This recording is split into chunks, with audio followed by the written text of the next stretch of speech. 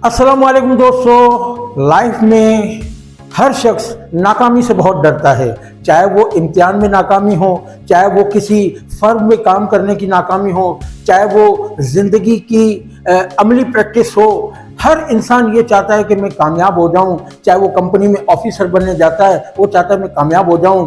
चाहे वो स्कूल के अंदर टॉप करना चाहता है कि मेरे अच्छे नंबर आए, मैं तमाम लोगों में कामयाब हो जाऊं। चाहे वो टॉप करना चाहता है अपनी ज़िंदगी में कि मैं हर चीज़ में हाथ डालूं तो वो सोना बन जाए। तो दोस्तों जी हाँ, हर इंसान नाकामी से डरता है। और आज मैं आपको कुछ ऐसे सीक्रेट बताऊंगा कि आपकी ज़िंदगी में कभी नाकामी आपके नज़दीक आएगी नहीं, कभी आप अपनी जिंदगी में नाकाम होंगे नहीं। आज ऐसी टिप्स बताते जा रहा हूं, लेकिन आपने वीडियो को एंड तक देखना है, आपने वीडियो को स्किप नहीं करना है। आज जितनी भी बातें हो रही हैं वो सारी की सारी आपके लिए बड़ी फायदेमंद हैं, आपकी पूरी लाइफ के लिए फायदेमंद है। यहां सबसे पहले मैं एक जिक्र करता हूं, किंग ब्रूस एंड स्पाइडर।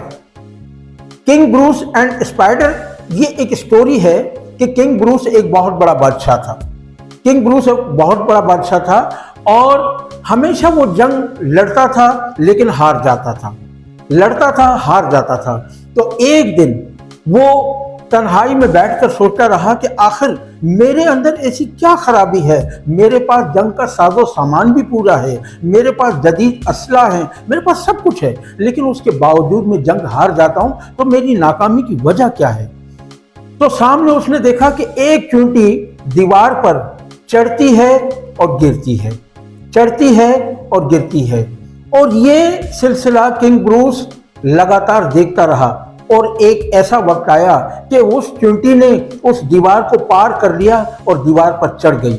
जी हाँ, तो नाज़रीन मैं आपको ये बताता चलूं, उसके बाद जब किंग ब्रूस लड़ने के लिए गया तो वो कामयाब हो गया। उसने उस चींटी से सबक सीखा कि मैं अपने अंदर से वो खामियां निकालूं, मैं अपने अंदर से वो खराबियां निकालूं जिसकी वजह से मैं जंग आसानी जीत सकता हूं। तो आइए नाजरीन, अब मैं आगे आपको बताता हूं कि आपने वो कौन सी चीजें अपनानी है जिनकी वजह से आपकी जिंदगी से नाकामी निकल जाएगी। दोस्तों सबसे पहली बात यह है कि खुद एतमादी, अपने अंदर खुद एतमादी पैदा कीजिए।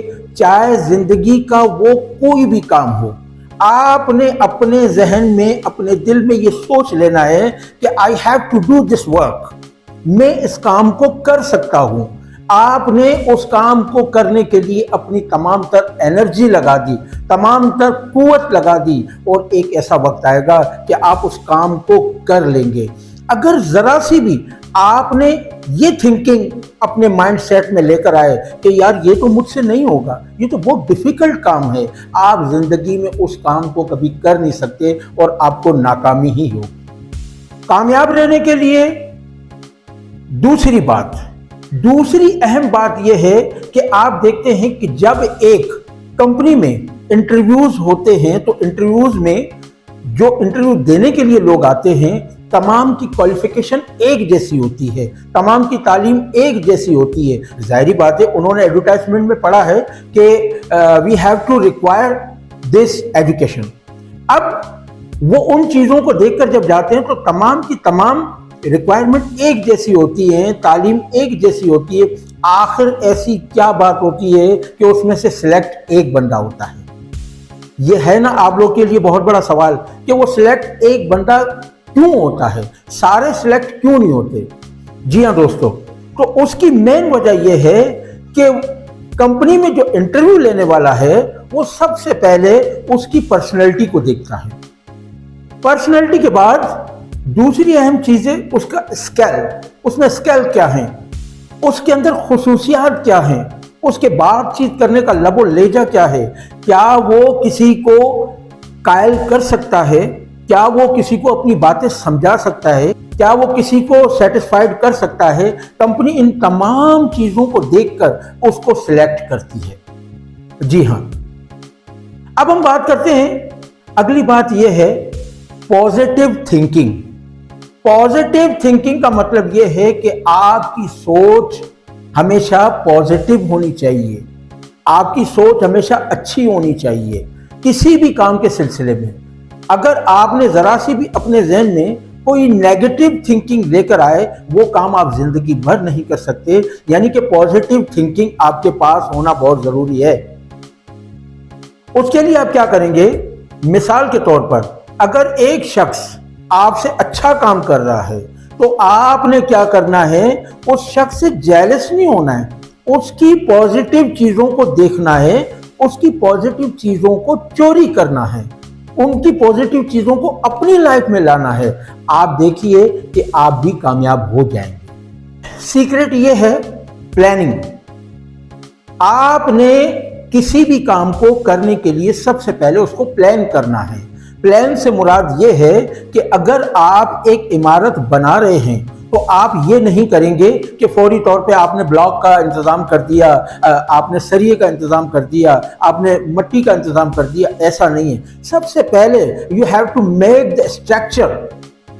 आपने उस वर्क का पहले स्ट्रक्चर बनाना है कि इस काम के पॉजिटिव क्या है, इस काम के नेगेटिव क्या है। जब आप पॉजिटिव नेगेटिव को देखेंगे, उसका स्ट्रक्चर बनाएंगे, अपनी प्लानिंग करेंगे, तो आप यकीनन जिंदगी में कभी भी नाकाम नहीं होंगे, हमेशा आप कामयाब होंगे। अगली बात, अगला सीक्रेट कि दूसरों की तरक्की को जब आप देखें कि एक शख्स तरक्की कर रहा है, वो कभी नाकाम नहीं होता, तो आपने ये देखना है कि आया वो कौन से सीक्रेट उसके अंदर हैं जो मैं खुद पर इंप्लीमेंट करूं। कि आपने ये सोचना है कि आपने जिंदगी में कामयाब ही होना है। माजी के तजर्बात से बहुत कुछ आपने सीखना है। जो गलतियां आपने माजी में की हैं उनको दोहराना नहीं है। और अगला सीक्रेट यह है कि खुद को आपने मल्टी टैलेंटेड बनाना है। मल्टी टैलेंटेड का मतलब यह है कि अगर एक शख्स है उसमें सिर्फ राइटिंग स्किल है, एक शख्स है उसमें सिर्फ स्पीकिंग स्किल है, एक शख्स है जो सिर्फ वेल्डिंग का काम जानता है, एक शख्स है जो सिर्फ ड्राइव करना जानता है। ये तमाम चीजें अगर आपकी लाइफ में यकजा आ जाती हैं, ये तमाम चीजें, लेकिन ये आएंगी कैसे? ये सब एक्सपीरियंस से आएंगी, सीखने से आएंगी। ये तमाम चीजें आपके पास जब आ जाएंगी तो यकीनन आप अपने आप को एक कामयाब इंसान समझिए कि आप मल्टी टैलेंटेड इंसान हैं। तो मैंने सीक्रेट आपको क्या बताया? मल्टी टैलेंटेड खुसूसियात आपके अंदर होनी जरूरी है। उम्मीद करता हूं कि आपको ये वीडियो जरूर पसंद आई होगी और आइंदा आप कभी नाकामी का नाम नहीं लेंगे, क्योंकि कामयाब जिंदगी के कुछ राज तो आपको मैंने बता दिए हैं। उम्मीद करता हूं कि आपको पसंद आए होंगे। मेरा चैनल आपने इसको लाइक करना है, सब्सक्राइब करना है, अपने कमेंट्स देने हैं। और अगर आगे जिंदगी में चलने के लिए मजीद कुछ उसूल हैं, आप मुझसे भी जरूर शेयर कीजिएगा। मेरे इनबॉक्स में आइएगा, मुझे कमेंट कीजिएगा। तब तक के लिए मैं आपसे इजाजत चाहूंगा। आपका दोस्त, आपका साथी MR लासी। अल्लाह निगहबान।